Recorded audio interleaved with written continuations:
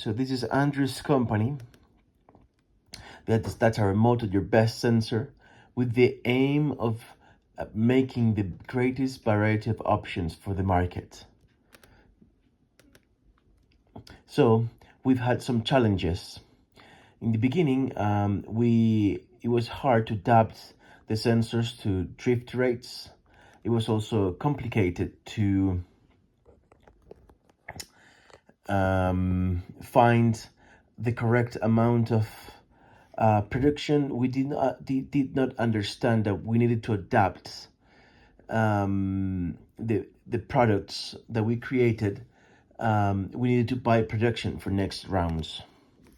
But as rounds passed, round 3 we started to understand and adapted to drift rates, and then on round 4 we were all the time struggling in round 3 and 4 to have enough inventory. So since we were not learning that we needed to buy production, we thought of increasing the prices above what the market would advise us, and that helped us have a lot of sales, or more than we expected, and that was a progression. But we trusted too much the benchmark predictions, and that made us have too much inventory.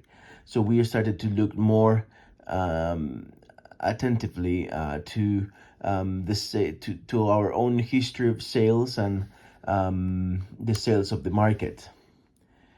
In round 6, we made a mistake. We didn't mean it, but we set a price of $44, and due to the fact that we had too much inventory accumulated in the last round, we had a great loss in net cash.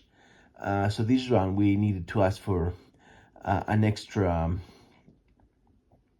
loan, an emergency loan.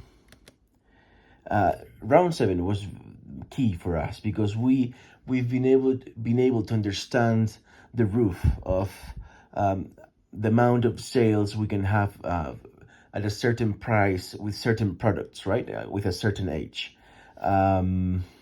We had 205 million sales. We obtained 5 stars. We were able to manage to have a good amount of inventory. You can see there a summary of our sales per product and per round, and how we managed to end up with zero inventory. But as you can see, in round 7, we've managed to have some extra inventory left in a reasonable way. So we are doing good in that sense. So that's simply a summary of what I've been saying, but we can add that on round 6, we started to spend more money on TQM. 5,000 per round, 1,000 in 1,000 TQM and 5,000 in recruiting and training of employees. This is the same graph, so you can see it again. Well, this is a repetition of what I was saying, to make it more certain.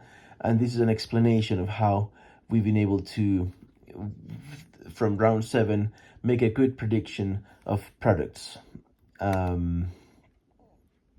for round 8 in terms of production. We expect to have a good round.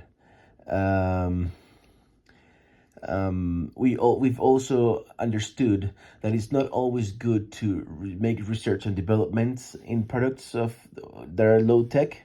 We aim to maintain the age of the product between 1.5 and 3 years old, more or less, 2 to 3. And that's when we start thinking in updating the product. But at high tech, we always do. And more or less, it depends on when the product comes out.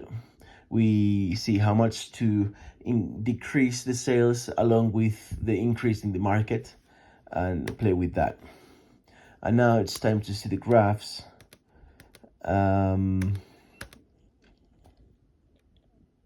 That's the net change in cash.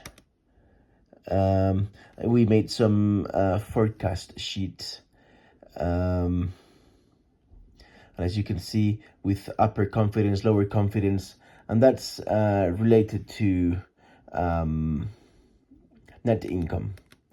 And we did the same thing for the rest stuff. with graphs.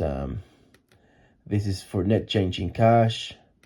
The same. We use a different graph there, but this is, you see there forecasts using forecast sheet. We did the same for revenue in dollars and graph of revenue in dollars, and you can see there are predictions.